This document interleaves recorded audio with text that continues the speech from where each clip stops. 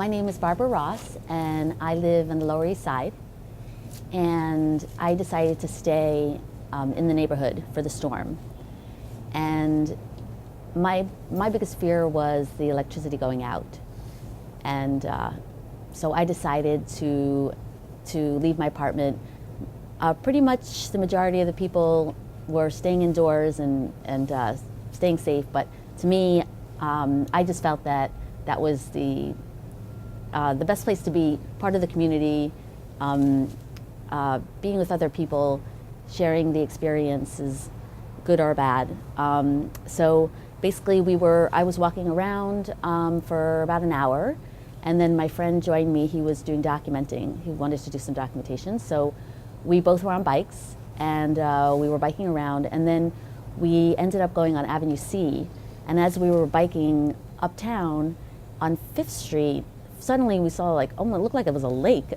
The water was coming all the way up to 5th Street, and it pretty much stopped. It stopped right there, and then we tried to go around to get to see where it was stopped, how far it was going west, and we saw that it was going all the way between Avenue B and C. So we're standing there and we're looking at the water, and suddenly it was dark out at that point, and suddenly we hear this huge bam, like a really loud sound, and then the lights went out. And the lights are out, the water's coming in, from the surge from the East River. And I had just heard that my friend was he was going through the water. It was like knee deep. He was going into the water because he had just opened a museum. It was called the Morris Museum, and he was on Avenue C, and he was trying to rescue the museum, everything that was in there, because it was literally flooded. It flooded from the basement, was flooded all the way up to the ceiling. So I'm panicking, telling the police officer, my friend is gone deep into the water, and what are you going in there and seeing if people are okay? And they're like, no, they were just screaming, go home, everybody go home, there's nothing you can do. So we walked around a little longer, and then we saw some bars had stayed open. They put candles up, and even though it was a a tragic feeling on all the disaster and all the horrible things going on, there was this nice aspect where people were outside, and they were it had a very community feeling to it, kind of where the East Village was in the old days. And somebody came out and started playing on the what do you call that,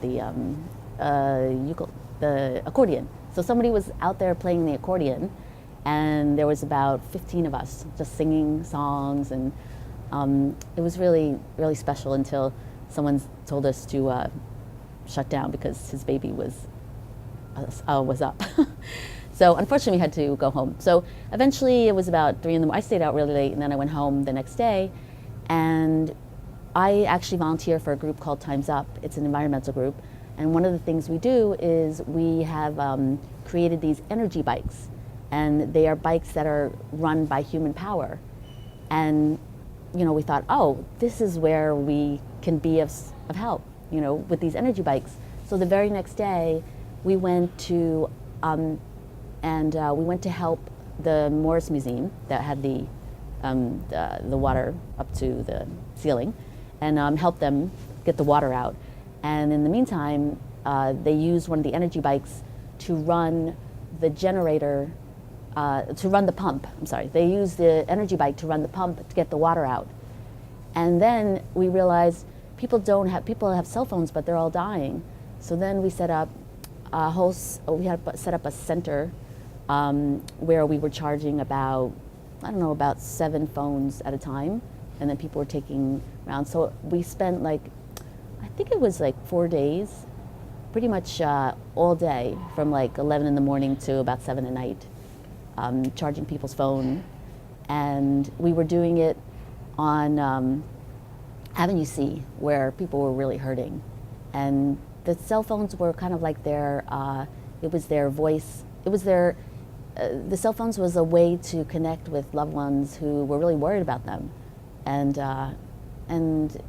it was really, I felt really good that I had a purpose, that I could help out in some way, little way, you know, like riding the bikes and just helping out, and just in general, it was just again really special because people brought food.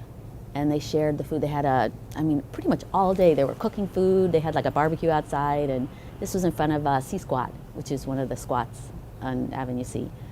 And it just went on for days. And then when the lights came back on, it was a sense of relief, but then it was kind of sad because then everybody went back into their houses, and that aspect of it was over. So.